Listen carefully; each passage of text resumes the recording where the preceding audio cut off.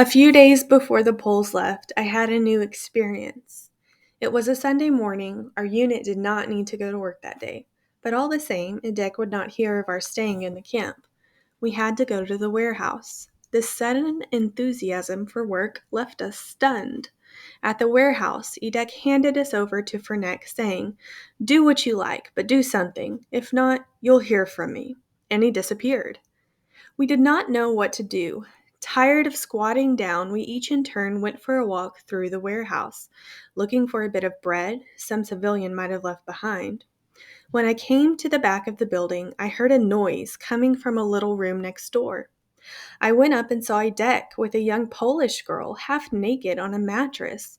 Then I understood why a deck had refused to let us stay in the camp, moving 100 prisoners so that he could lie with a girl. It struck me as so funny that I burst out laughing. Edek leapt up, turned around, and saw me while the girl tried to cover up her breasts. I wanted to run away, but my legs were glued to the ground. Edek seized me by the throat.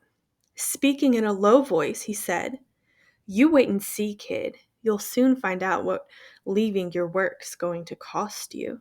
You're going to pay for this pretty soon. And now, go back to your place." Half an hour before work usually ended, the capo collected together the whole unit. Roll call. Nobody knew what had happened. Roll call at this time of day? Here? But I knew. The capo gave a short speech. "An ordinary prisoner has no right to meddle in other people's affairs. One of you does not seem to have understood this. I'm obliged, therefore, to make it very clear to him once and for all." I felt the sweat run down my back. "A7713. I came forward. "A box," he ordered. They brought him a box. "Lie down on it, on your stomach." I obeyed. Then I was aware of nothing but the strokes of the whip. 1, 2, he counted. He took his time between each stroke. Only the first ones really hurt me. I could hear him counting. 10, 11. His voice was calm and reached me as through a thick wall. 23. 2 more, I thought, half conscious. The capo waited. 24, 25. It was over. But I did not realize it, for I had fainted. I felt myself come around as a bucket of cold water was thrown over me. I was still lying on the box, but I could not vaguely make out.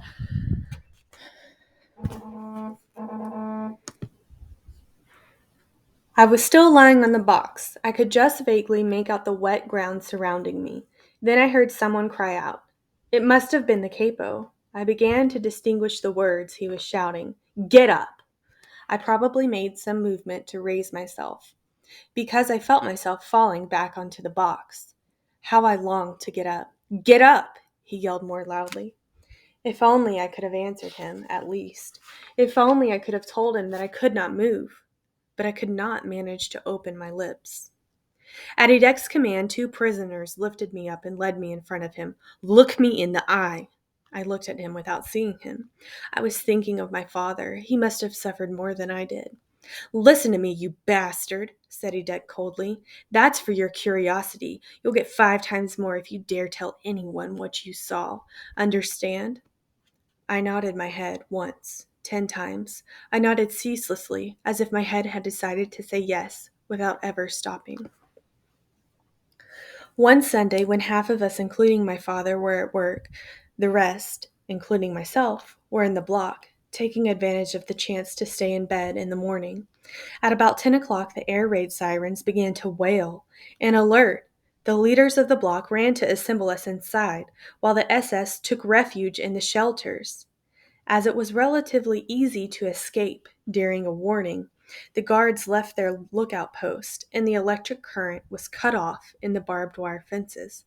The SS had orders to kill anyone found outside the blocks. Within a few minutes, the camp looked like an abandoned ship. Not a living soul on the paths. Near the kitchen, 2 cauldrons of steaming hot soup had been left, half full. 2 cauldrons of soup, right in the middle of the path, with no one guarding them. A feast for kings, abandoned, supreme temptation. Hundreds of eyes looked at them, sparkling with desire. 2 lambs with 100 wolves lying in wait for them. 2 lambs without a shepherd, a gift, but who would dare? Terror was stronger than hunger. Suddenly, we saw the door of Block 37 open imperceptibly. A man appeared, crawling like a worm in the direction of the cauldrons. Hundreds of eyes followed his movements. Hundreds of men crawled with him, scraping their knees with his on the gravel. Every heart trembled, but with envy above all. This man had dared. He reached the first cauldron. Hearts raced. He had succeeded. Jealousy consumed us, burned us up like straw. We never thought for a moment of admiring him. Poor hero, committing suicide for a ration of soup. In our thoughts, we were murdering him. Stretched out by the cauldron, he was now trying to raise himself up to the edge. Either from weakness or fear he stayed there, trying, no doubt, to muster up the last of his strength. At last he succeeded in hoisting himself onto the edge of the pot. For a moment he seemed to be looking at himself, seeking his ghost-like reflection in the soup. Then, for no apparent reason, he let out a terrible cry, a rattle such as I had never heard before, and his mouth open, thrust his head toward the still steaming liquid. We jumped at the explosion, falling back onto the ground, his face stained with soup.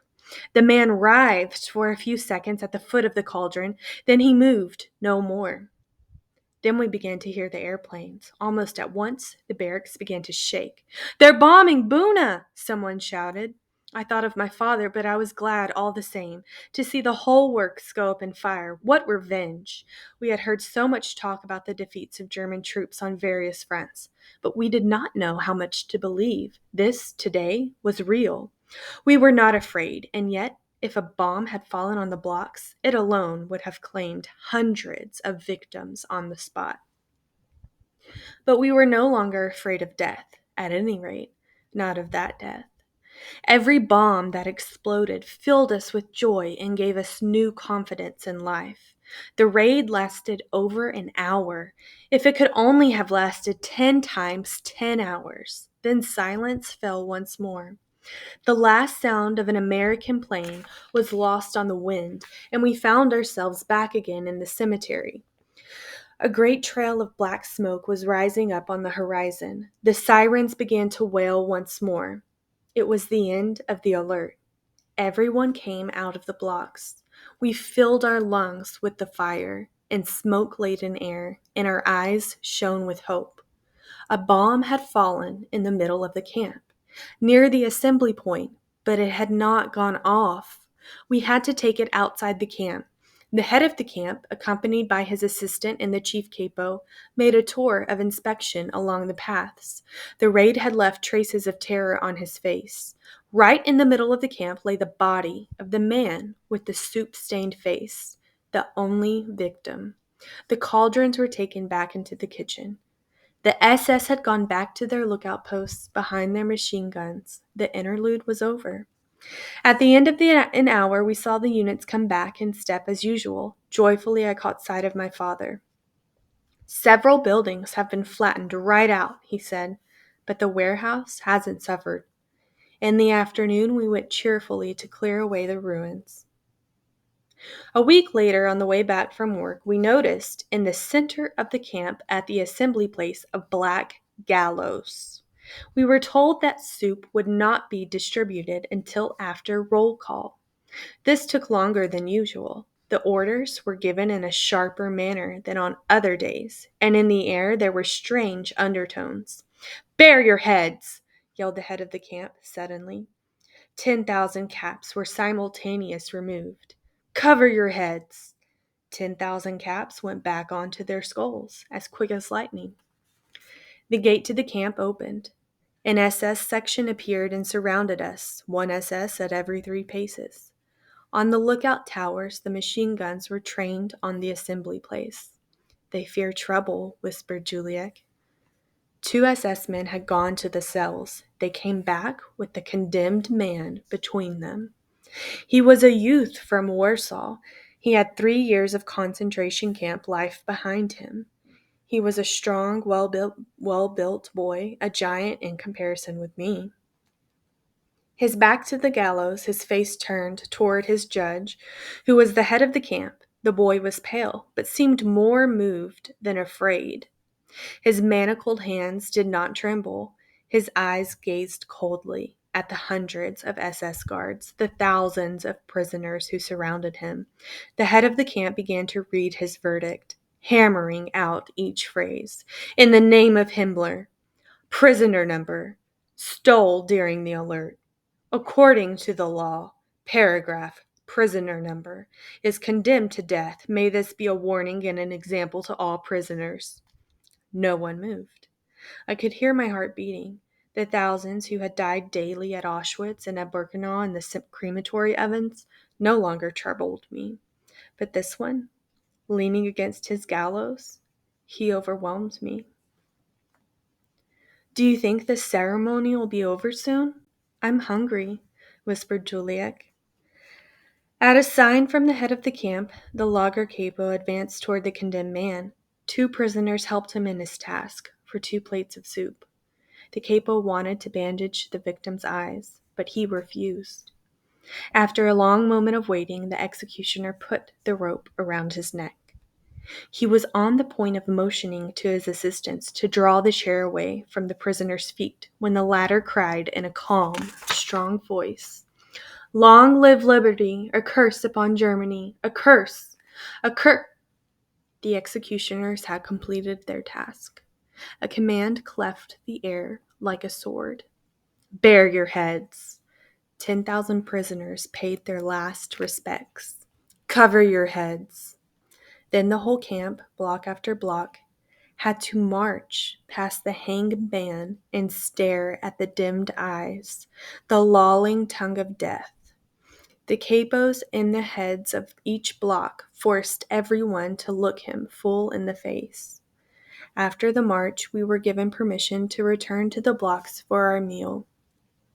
I remember that I found the soup excellent that evening. I witnessed other hangings. I never saw a single one of the victims weep. For a long time, those dried up bodies had forgotten the bitter taste of tears. Except once. The Obercapo of the 52nd Cable Unit was a Dutchman. A giant, well over 6 feet. 700 prisoners worked under his orders, and they all loved him like a brother. No one had ever received a blow at his hands, nor an insult from his lips. He had a young boy under him, a pipel, as they were called, a child with a refined and beautiful face, unheard of in this camp. At Buna, the pipel were loathed. They were often crueler than the adults. I once saw of 13 beating his father because the latter had not made his bed properly.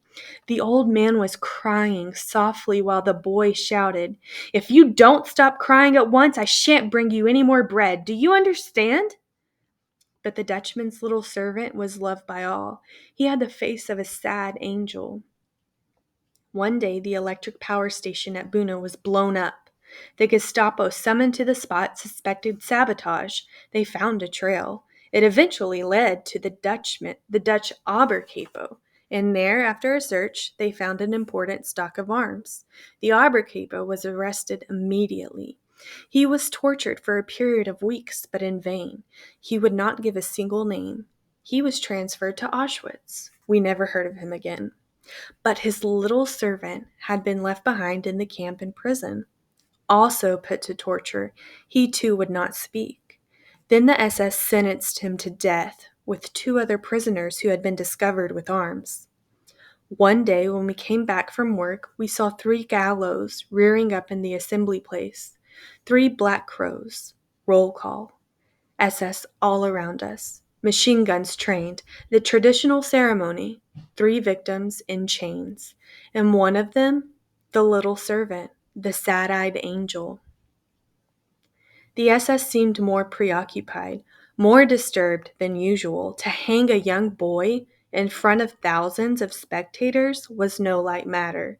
The head of the camp read the verdict. All eyes were on the child. He was lividly pale, almost calm, biting his lip. The gallows threw its shadows over him. This time, the Lagercapo refused to act as executioner. 3 SS replaced him. The 3 victims mounted together onto the chairs. The 3 next were placed at the same moment within the nooses. "Long live liberty!" cried the two adults. But the child was silent.